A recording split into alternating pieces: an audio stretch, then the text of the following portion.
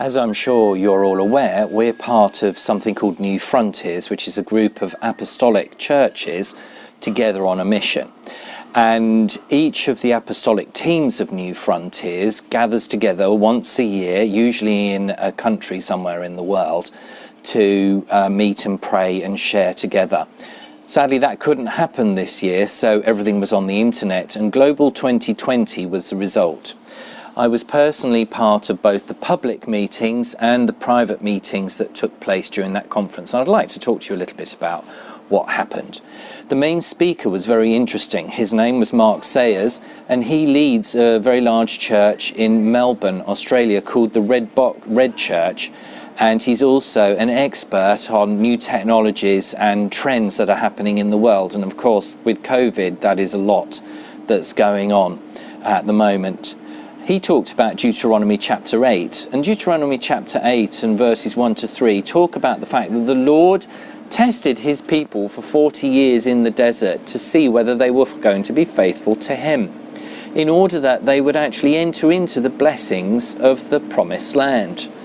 And Mark brought out the fact that actually, this COVID season is a little bit like that period, because we're here at this time in a period of great uncertainty and not knowing what is going to happen next. Like the people of Israel, we're in the time of testing. But what comes after the time of testing many times is a great time of blessing. And that's what Mark drew out from this passage. There is great hope even in this time of difficulty and of pressure, frankly, on so many people.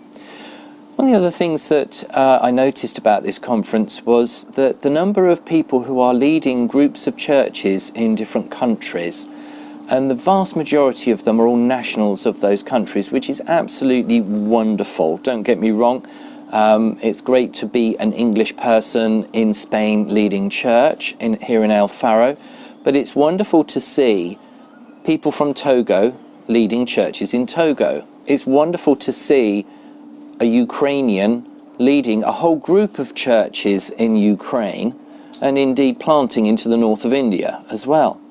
It's so wonderful to see Russians actually leading groups of churches in Russia. And so New Frontiers has come an awfully long way from the days when 50 years ago it was started in the United Kingdom in a place called Brighton that some of you may have heard of.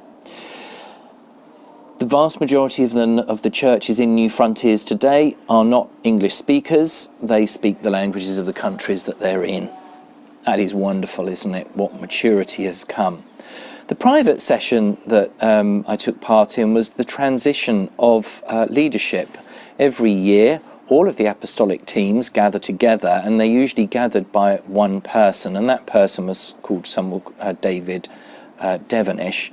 And David and Scylla Devonish have been faithfully leading New Frontiers. He took over from Terry Virgo 9 years ago.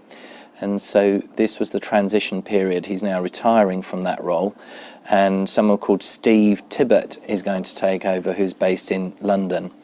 And so that was a key moment to be at. And it was wonderful to actually hear prayers from Zimbabwe, from Kenya, from different parts of the world and the UK, actually commending Dave and Scylla to God in their retirement, and then actually praying for Steve and his wife Deb Tibbett as Steve takes on this key role.